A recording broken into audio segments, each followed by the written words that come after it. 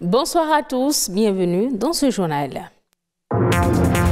7 moyens de contraception très peu connus des hommes mais destinés à ceux qui ne désirent pas avoir d'enfants.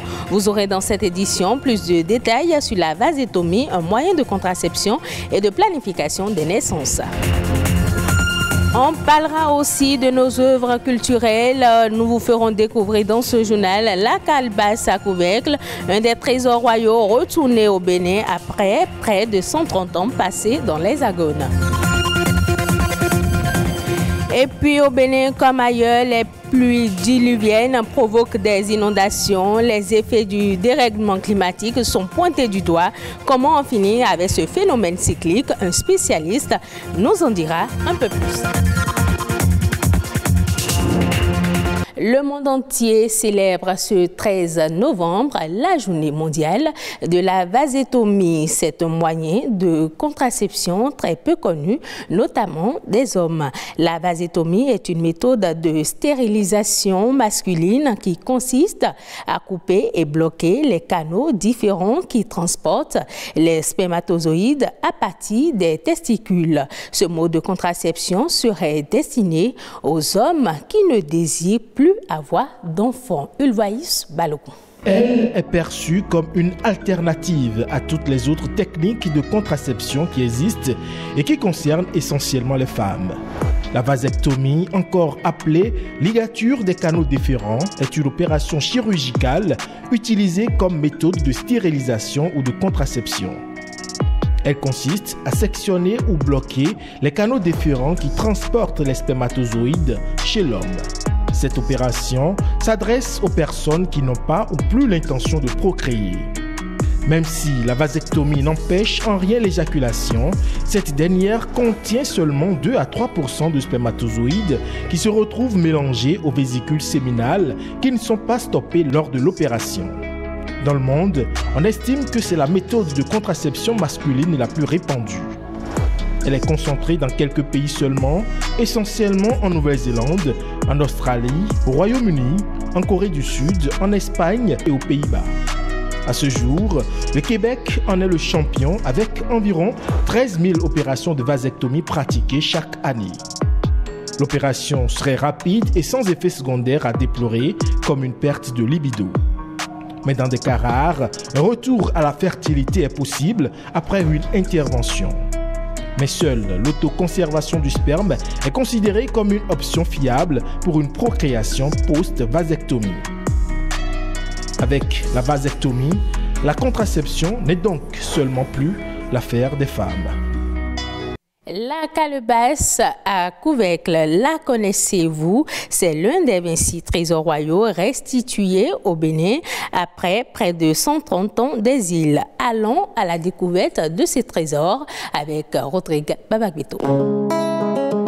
La forme de la calebasse, les dessins gravés tout autour, la finesse des lignes tracées sur le couvercle, une preuve de plus de l'ingéniosité et du savoir-faire des artisans de la cour royale d'Abomey.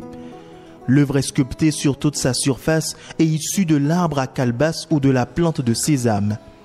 On doit la sculpture et la décoration aux familles Agbosaga, Agbozo, Atinkuku, Agbida et Kpatra. Des familles qui étaient au service du royaume de Dahomey au XIXe siècle. Pour les héritiers de l'histoire du Dahomey, la calebasse revêt un sens culturel et cultuel. Elle paraît simple objet d'art, mais revêtait un caractère sacré.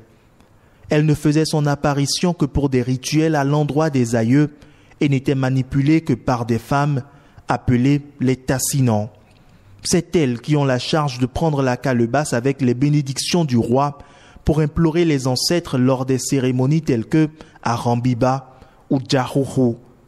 La calebasse faisait donc office de récipient et pouvait contenir le liquide à servir aux ancêtres pour avoir des faveurs. Seulement, l'état encore neuf de cette calebasse-ci donne à certains de penser qu'elle n'a jamais fait l'objet de cérémonies avant le sac du palais royal par le colonel Dodds. La calebasse à couvercle aurait également servi à transmettre des messages amoureux. Certains écrits lui prêtent le rôle de facteur. Son retour sur la terre de ses concepteurs après près de 130 années est sans nul doute un fort message qu'elle livre non seulement au peuple béninois, mais sûrement au monde entier également. Merci à vous, Rodrigue Babagbeto. Les pluies de cette année ont encore laissé bon nombre de villes sous l'eau au Bénin. Selon les prévisions des instances spécialisées, les inondations de cette année pourraient faire plus de dégâts en raison du contexte de la pandémie de Covid-19. Comment réussir à en finir avec ce phénomène cyclique dans notre pays? Une équipe de notre rédaction s'est rapprochée de Edia Flavien Dovono, spécialiste en management de l'environnement. Avoir une ville de Cotonou non inondée, ça va être un peu difficile, tout simplement parce que la base a été faussée. Cotonou, avec une superficie de 79 km², avait environ 30% de cette superficie en bas-fond. Mais aujourd'hui, le constat regrettable qui est fait, c'est que ces bas-fonds sont pris d'assaut, ces bas-fonds sont morcelés et vendus. Du coup, ces bas-fonds sont occupés par les habitants de Cotonou. Alors cela perturbe le coulement de l'eau parce qu'après la pluie, l'eau qui devrait aller normalement dans ces bas-fonds, l'eau a du mal à s'y rendre. Du coup, l'eau rentre dans les maisons, l'eau rentre dans les rues. Est-ce qu'on peut ne pas avoir, éviter les inondations? C'est possible lorsque nous allons vraiment investir. C'est de trouver des solutions pour qu'on puisse vraiment endiguer ce phénomène. Et l'une de ces solutions, c'est de restaurer les bas-fonds. Les bas-fonds sont des réceptacles naturels de l'eau.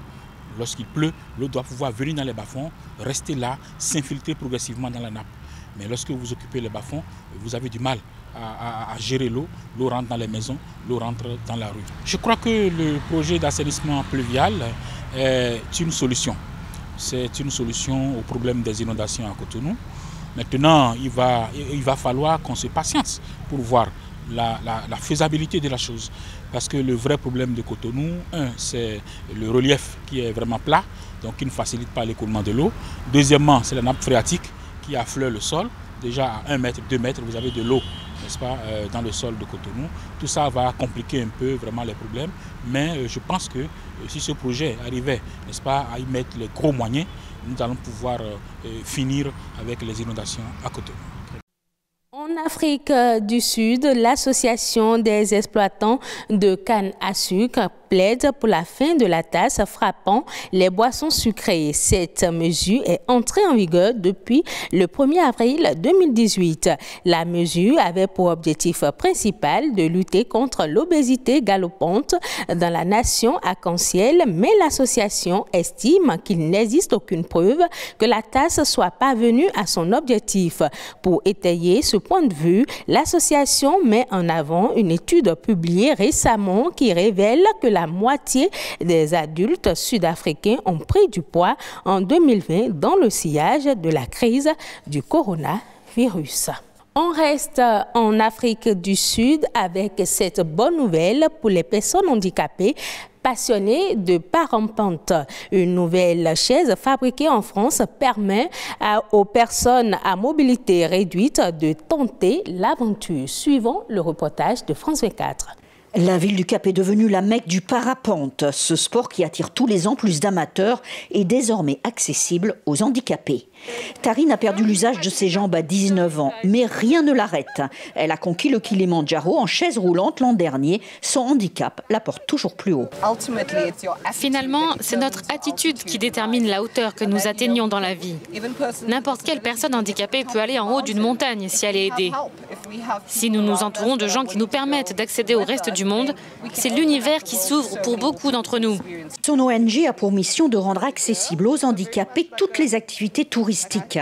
Le parapente était un défi pour ceux qui ne pouvaient pas atterrir sur leurs pieds, mais ces chaises de fabrication française changent la donne. Il y a des roues bien solides qui nous permettent d'atterrir sur n'importe quel terrain. Ça, c'est comme une cage qui maintient la tête et les épaules en sécurité. Je peux tout manipuler avec mes pieds pour que tu restes dans la bonne position.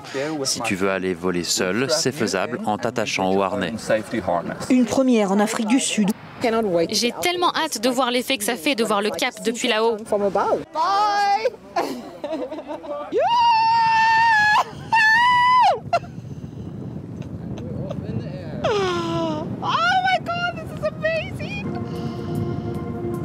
Oh my God.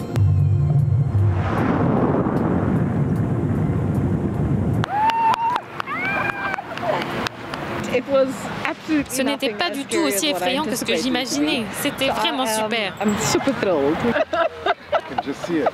Alors que le tourisme reprend, la ville du Cap a un atout supplémentaire, permettre aux paraplégiques de faire du parapente. Et ce sera tout pour cette édition. Merci de l'avoir suivi. Retrouvez ce journal sur le site de l'ORTB, www.ortb.bj.